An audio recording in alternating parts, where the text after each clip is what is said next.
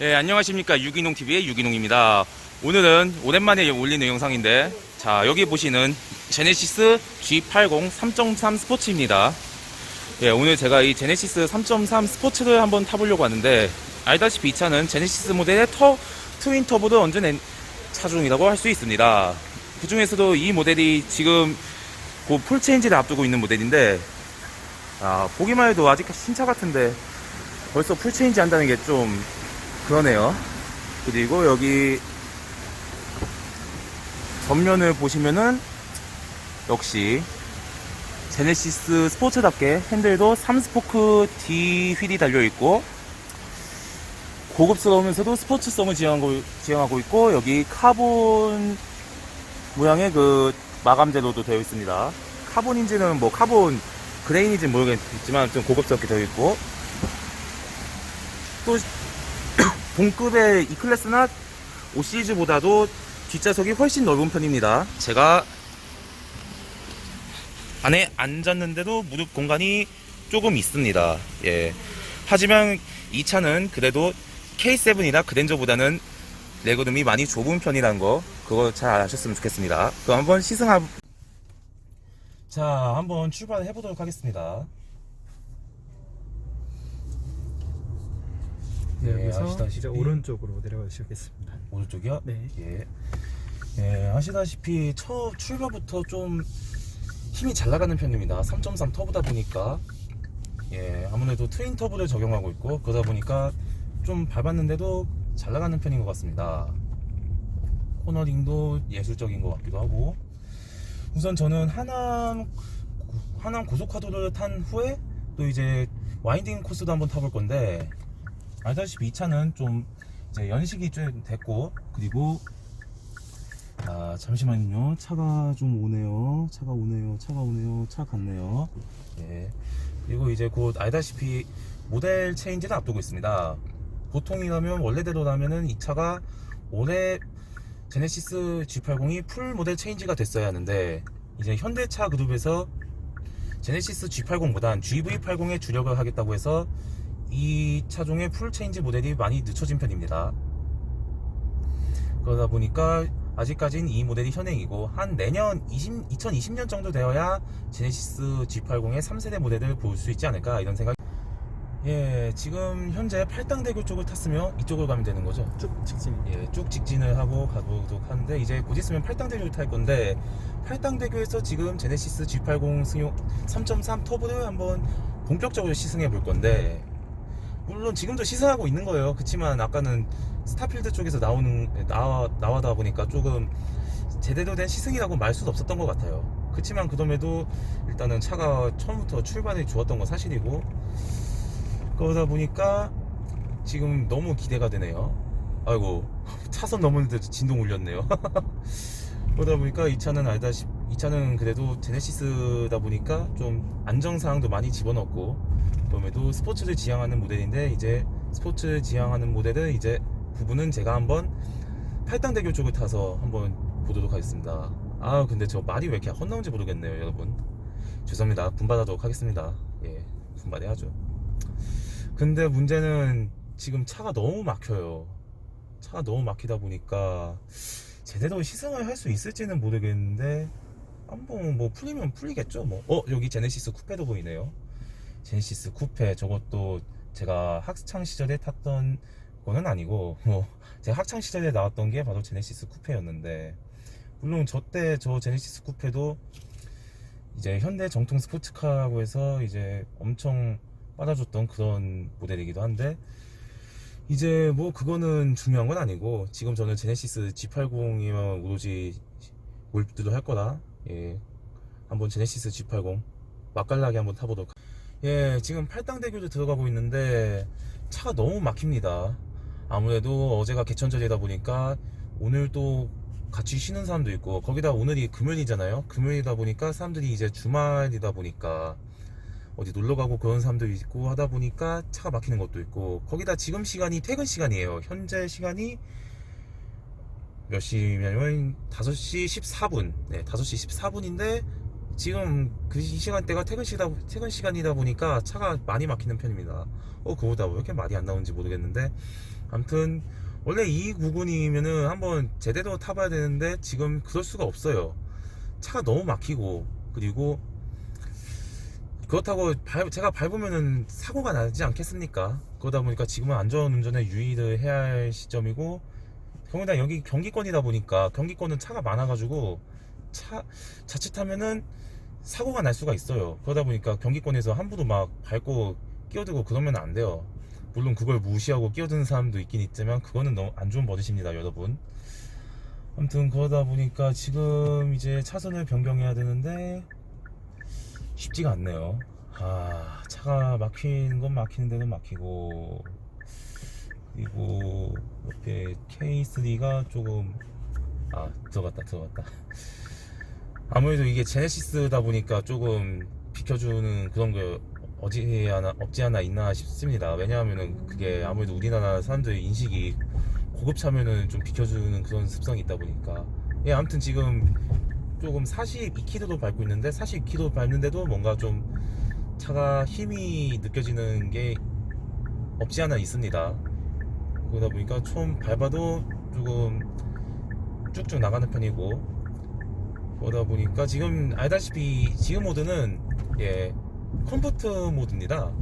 컴포트 모드 맞나요? 네, 맞습니다. 네, 컴포트 모드인데도 힘이 이렇게 잘 나가는 것 같습니다. 왜냐하면 3.3 터보잖아요. 그러다 보니까 3.3 터보니까 컴포트 모드에도 잘 나가는 거죠. 그래도 여기서부터는 뚫리네요. 여기서부터는 뚫립니다. 본격적으로 지금 팔당대교를 지나서 나왔는데 여기서 한번 밟아보도록 하겠습니다. 여기서 지금 컴포트 모드임에도 컴포트 모드인데도 차가 잘 나가요. 그렇지만 운전에 대한 재미는 아직까지 없는 편입니다. 왜냐하면 스포츠 모드가 아니라 말 그대로 안전하게 달릴 수 있는 컴포트 모드이기 때문에 지금 차가 그렇게 운전의 재미는 그렇게 있지가 않아요. 하지만 스포츠 모드로 바꾸면 운전의 재미가 생기겠죠? 이쪽으로 가는 거 맞죠? 네, 계속 직진입니다. 왜냐하면은 알다시피 근데 이 차는 사실 뭐 스포츠 모드라고 해도 뭐 그렇게 운전의 재미를 추구하는 차는 아니에요. 왜냐하면은 비즈니스 세단 말 그대로 이제 전무위급 사람들이 비즈니스 용도로 타는 차고, 그리고 안락함을 중요시하는 포드어 세단이다 보니까 이 차는 원래 제네시스 G80 그 차급은 원래 스포츠성을 지향하는 모델은 그렇게 아닙니다. 하지만 그럼에도 이 차는 뭔가 스포츠 모드를 지향하려고 하는 그런 점이 저는 참 대단하다고 생각합니다. 물론 M4나 E63AMG 정도는 아니더라도 그래도 그 정도의 느낌을 어느 정도 완벽하게 재현할 수 있지 않나 이런 생각이 좀 들기도 하고, 한번 여기서 스포츠 모드로 바꿔보도록 할게요. 에코 스포츠. 스포츠 모드 밟았는데, 와, 스포츠 모드에서는 운전 느낌이 재미가 생겼어요. 좀 쭉 밟았는데도 쭉 잘 나가죠. 그렇지만 안전운전 해야 되니까 규정 속도는 지키도록 하겠습니다. 근데 갑자기 이거 뭔가 이런 느낌이 들어요. 차가 조용했는데 갑자기 스포츠 모드 바꾸니까 시끄러지는 느낌? 좀 거칠어지는 느낌? 지금 막 밟았는데도 이렇게 잘 나가는 건 왜 이렇게 잘 나가는 걸까요? 현대가 아무래도 이 차들 리드보드 튜닝에서 좀 테스트를 한 것도 있고, 그러다 보니까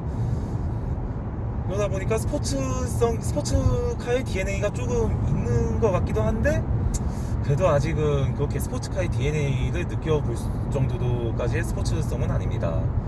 그래도 뭐 이 차를 처음 개발했을 당시에 로터스가 참여를 했다는 건 사실이니까 어떻게 보면 스포츠카의 DNA가 조금 있다고 볼 수는 있겠네요.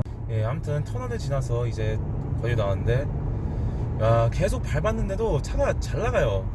진짜 뭐랄까, 양의 탓을 쓴 늑대?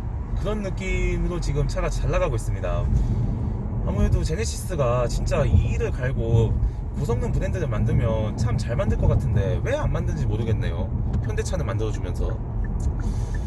그게 좀 아쉽다는 생각이 드네요. 제네시스도 여기서 직진이요? 네. 제네시스도 고성능 그런 브랜드만 만들어줘도 저는 개인적으로 이렇게 생각하거든요.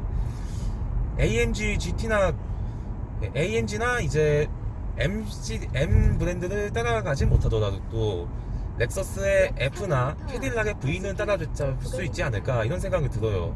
왜냐하면은 그 차들도 알다시피 캐딜락이나 렉서스 자체도 원래 스포츠성을 지향하는 브랜드는 아니었고 소프트함, 뭔가 좀 부드러움, 정숙감을 지향하는 브랜드다 보니까 그러다 보니까 제네시스도 이제 M 브랜드나 AMG 브랜드 못지않는 그런 고성능 브랜드를 만들어주면은 뭔가 그런 차들이랑 어깨를 나란히는 못하더라도 좀 따라잡을 수 있는 그런 느낌이 좀 드네요.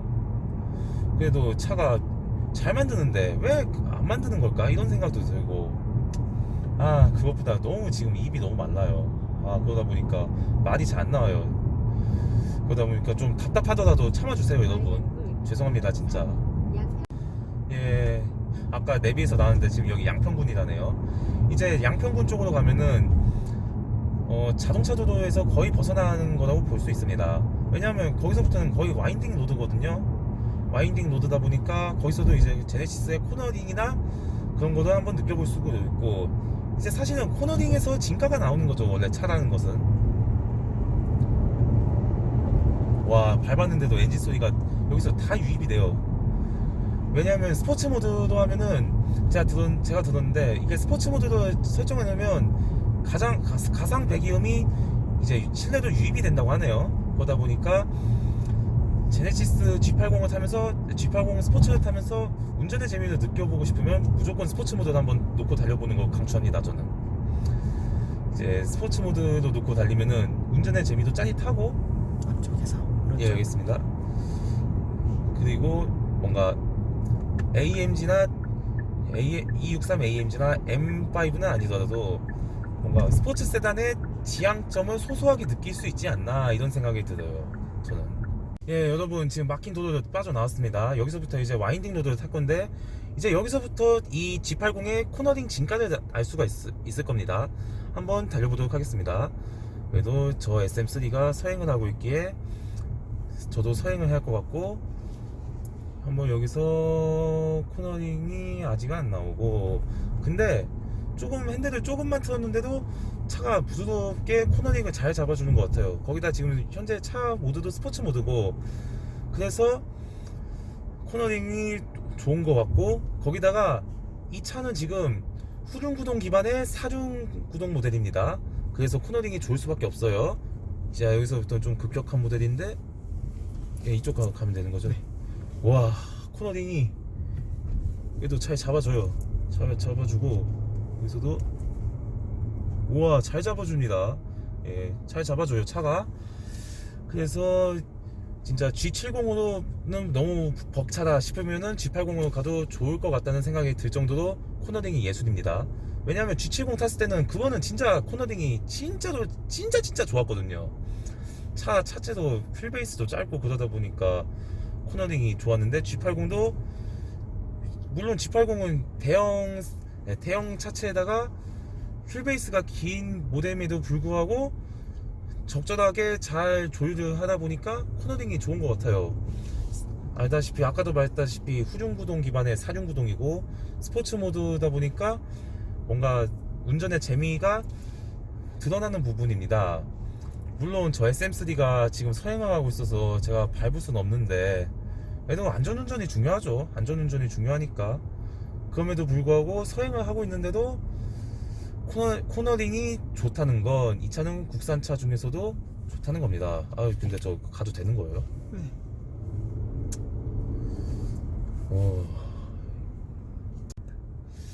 이제는 제네시스에 대해서 얘기를 해보려고 하는데, 알다시피 G80 모델은 제네시스의 시초가 되는 모델이라고 할 수 있습니다. 왜냐하면 2008년에 현대에서 다이너스티 후속으로 만들었는데, 그 차가 솔직히 말하자면 이제 독일 명차들을 뛰어넘으려고 만들었던 차가 1세대 BH 제네시스였죠. 그리고 나서 1세대 BH 제네시스가 물론 말도 많고 탈도 많았지만 그럼에도 불구하고 그 인기의 성원을 얻어서 2014년에 2세대 DH 모델, 지금 이 제네시스 G80 모델을 만들었어요. 그러다 보니까 이제 제네시스 브랜드가 거기서부터 조금 더 나아가면서 이제 제네시스 브랜드도 독립을 하게 된 거죠. 원래는 제네시스 자체가 고급 브랜드가 아니라 그냥 현대자동차의 그냥 모델 중 하나였어요. 그렇지만 이제 제네시스를 만들면서 우리나라 사람들이 국산차로도 독일 유수의 자동차들을 따라잡을 수 있겠구나. 그래 한번 우리도 그 고급 브랜드 만들어 보자. 라고 해서 만든 게 이제 바로 제네시스라고 할 수 있습니다. 그래서 그런지 물론 아직까지 독일 차를 따라잡기는 쉽지는 않아요. 왜냐면 제네시스가 지금부터 설립된 지도 거의 3, 4년밖에 안 됐고, 그리고 알다시피 그 벤츠라든지 BMW라든지 렉서스라든지 뭐 캐딜락 그런 차들은 아우디 그런 차들은 알다시피 역사가 길어요. 역사가 길고 그만큼 또 자동차를 만들어 놓은 노하우도 있다 보니까, 특히 고급차를 만드는 노하우가 있어서 그런 차들은 이제 고급차 쪽에서는 진가를 보여주는데, 하지만 제네시스는 조금 신생 브랜드고 아직까지는 가야 할 산이 너무 많습니다. 그러다 보니까 제네시스는 확실히 말하자면은 벤츠나 BMW나 아우디보다는 부족한 건 사실이죠. 그치만 그럼에도 불구하고 어느 정도 반은 따라잡았다는 느낌도 들고, 저는 그래서 G80을 타면서도 제네시스 브랜드가 조금만 노력을 하면은 뭔가 좋은 성과를 얻지 않을까? 좀 벤츠나 BMW나 아우디 정도는 아니더라도 렉서스나 캐딜락은 한 방에 따라잡을 수 있는 그런 브랜드가 되지 않을까, 이런 생각이 듭니다. 물론 렉서스는 따라잡아야 돼요. 알다시피 우리나라가 처음부터 따라잡으려고 했던 건 렉서스이기도 하고, 렉서스도 알다시피 도요타에서 처음 고급 브랜드로 내놓은 차 아닙니까? 그러다 보니까 렉서스는 따라잡아야죠. 우리나라도, 제네시스도. 자, 아무튼 제네시스에 대한 얘기는 여기까지 하는 걸로 하고, 지금 차가 어느 정도 뚫렸는데 앞차가 지금 서행 중이어가지고 저도 서행을 할 수밖에 없습니다. 그럼에도 주행 성능은 탄탄하고, 독일차 못지않는 주행 성능을 조금 실현하는 것 같습니다. 코너링도 좋고, 그리고 앞에 헤드업 디스플레이라든지 그런 것도 많이 구비가 되어 있다 보니까, 저는 사실 제가 원하는 차는 이런 G80 같은 차거든요. G80 같이 세단의 고품을 느낄 수 있으면서도 또 밟을 땐 밟고 또 운전의 재미를 느끼고 싶을 땐 느낄 수 있고, 그런 차를 저는 원했던 거거든요. 왜냐하면은 원했던 거거든요. 사실 제 현실적인 드림카이기도 하고. 그래서 저는 진짜 G80만큼은 우리나라에서 진짜 잘 믿어줘야 된다고 생각을 해요. 왜냐하면 G80이 제네시스의 시초이기도 하면서도 제네시스의 에센셜 그 정도 차가 이제 G80인데, 그런 G80을 현대차가 버릴 수는 없죠. 더 개선을 하면서도 이제 G80에 현대차의 그런 기술의 집념을 집어넣어야 된다고 생각을 하는 부분입니다. 이제 곧 있으면은 내년에 G80 3세대 모델이 나오는데, 3세대 모델에서는 좀 많이 기대를 해보아야 할 것 같습니다. 아무튼 3세대 모델 또 나오면 그 3세대 모델도 한번 리뷰를 해볼 예정이고, 지금까지 유기농TV의 유기농이었습니다. 비록 제가 말이 너무 꼬이고 입이 말라서 말이 잘 안 나왔지만, 그럼에도 인내심을 가지고 시청해 주셔서 감사합니다. 앞으로도 열심히 노력을 해서 더 좋은 채널을 만들 수 있도록 노력을 해보도록 하겠습니다. 지금까지 유기농TV의 유기농이었습니다. 대단히 감사합니다.